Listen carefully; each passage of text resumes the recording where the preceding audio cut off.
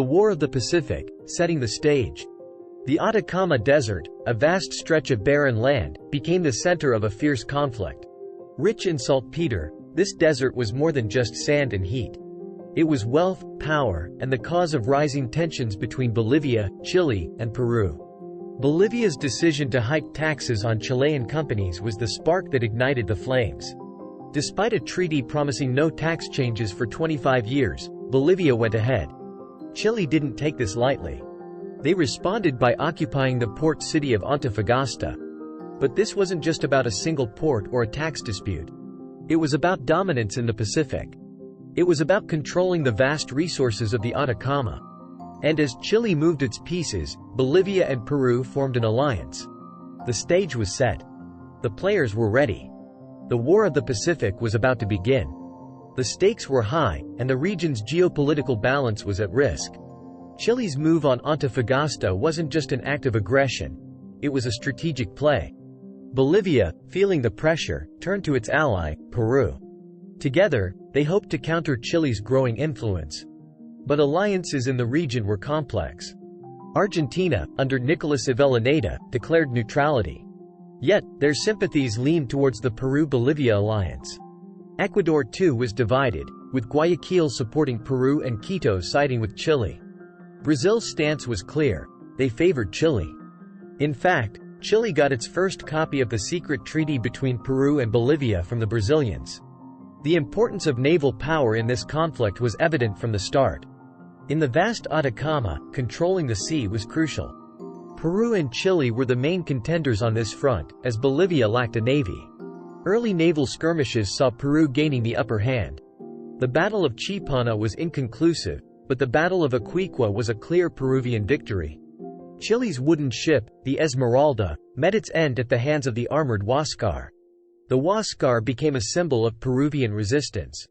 For 6 months, it was Chile's greatest naval threat. But Chile was determined. Capturing the Huáscar became their top priority. And in the Battle of Angamos, they succeeded. With the Huáscar in Chilean hands, the tide of the war began to shift. The naval balance was tilting in Chile's favor. And as the ships sailed and cannons roared, the desert land awaited the footfalls of soldiers. The land campaigns were about to begin, and the vast expanse of the Atacama Desert would witness battles that would reshape the region's history. Chile's strategy was methodical and calculated. They initiated their invasion of Peru in November 1879, landing a force of nearly 10,000 men at Pasagua. This was one of the first modern amphibious assaults, and it showcased Chile's military prowess. Overcoming Peruvian coastal defenses, they quickly secured the port. But the Peruvian spirit was unyielding. Despite facing a well-organized Chilean force, they managed a significant victory at Tarapacá. However, logistical challenges and the relentless pressure from Chilean forces made it difficult for the Allies to hold their ground. They were forced into a grueling retreat to Arica. This retreat was more than just a tactical move.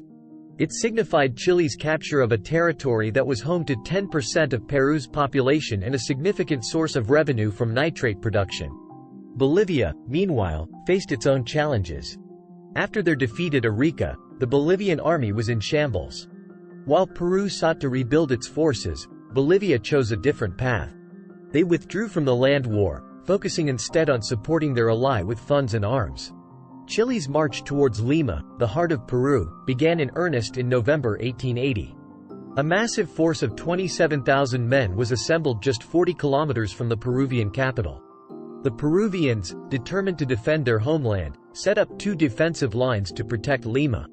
The battles that ensued were among the largest in South American history. Chorrillos and Miraflores saw fierce fighting, with tens of thousands of soldiers clashing. The cost was high, with casualties estimated between 11,000 and 14,500. By January 1881, Chile's flag flew over Lima. The occupation was a significant blow to Peru, both strategically and morally. But the Peruvian will was far from broken. The mountains and valleys would soon echo with the sounds of guerrilla warfare, as Peru continued its resistance against the Chilean occupiers. The fall of Lima was a pivotal moment, but it was far from the end of the story.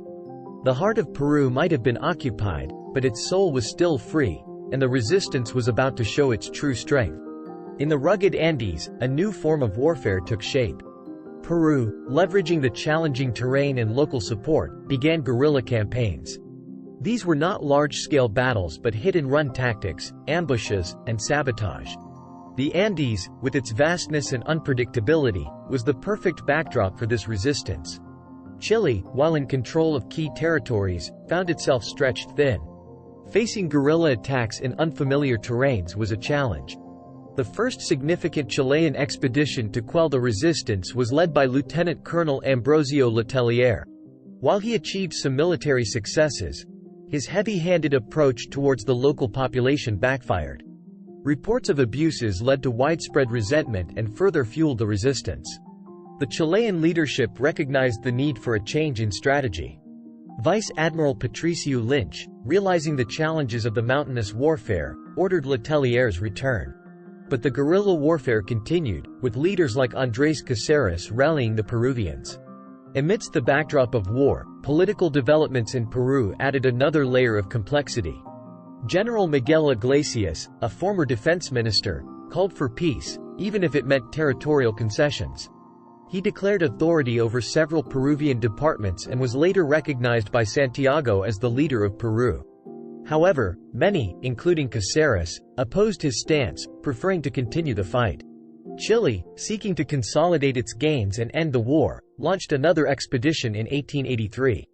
This time, they were more cautious, ensuring better behavior towards the local population. The aim was not just military victory but also winning hearts and minds.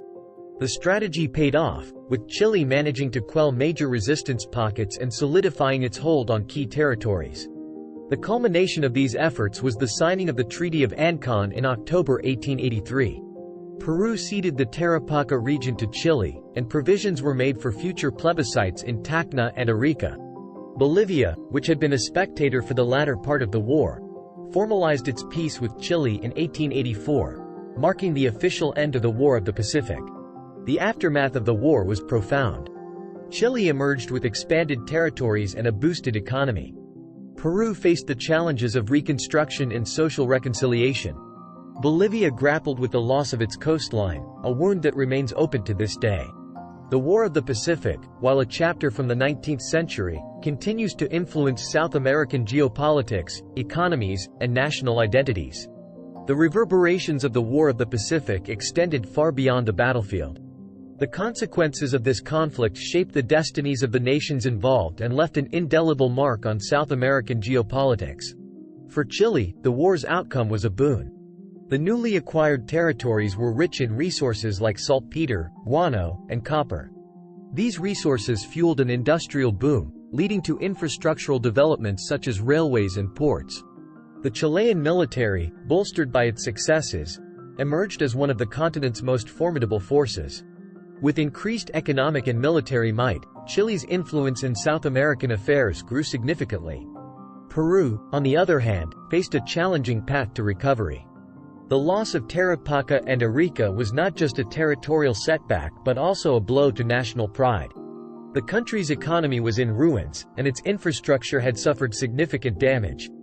The post-war period, termed the Reconstruction era, was marked by efforts to rebuild and modernize.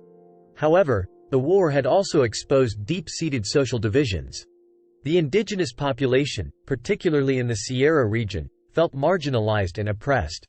This led to tensions between the indigenous communities and the landowning elite, resulting in sporadic uprisings and a need for social reforms. Bolivia's loss was perhaps the most poignant. The loss of its coastline meant that Bolivia became a landlocked nation. This geographical change had profound economic implications, as Bolivia lost access to sea trade routes. The longing for a coastline remains a sensitive issue in Bolivian national discourse, leading to diplomatic efforts and negotiations with Chile over the years to secure sovereign access to the sea. The war also had broader implications for South American diplomacy and international relations. The boundary disputes that had ignited the conflict underscored the importance of clear demarcations and treaties. In the years that followed, there was a concerted effort across the continent to resolve territorial disputes amicably. The Puna de Atacama dispute, involving Chile, Bolivia, and Argentina, was one such issue that was settled through arbitration in 1899. In conclusion, the War of the Pacific was not just a conflict over territory and resources. It was a transformative event that reshaped national identities, spurred socio-economic changes, and influenced diplomatic relations in South America. The lessons from this war serve as a reminder of the costs of conflict and the value of peace, cooperation, and understanding in the intricate tapestry of international relations. The legacy of the War of the Pacific is still palpable today. While the immediate territorial and economic consequences were evident, the deeper emotional and psychological scars took longer to heal. National narratives were shaped, heroes and villains were born, and memories of the war became ingrained in the collective consciousness of each nation. Chile's rise as a regional power was undeniable, but with power came responsibilities. The need for diplomacy, understanding, and fostering good relations with its neighbors became paramount. Over the years, Chile has made efforts to build bridges, especially with Bolivia, recognizing the deep-seated desire of Bolivians for sea access. Peru, having faced the brunt of the war, embarked on a journey of national healing and rebuilding. The war became a rallying point for national unity, with efforts to ensure that future generations remembered the sacrifices made. The spirit of resilience and the determination to rise from adversity became central themes in Peruvian national discourse. Bolivia's quest for a coastline remains one of the most poignant narratives in South American history.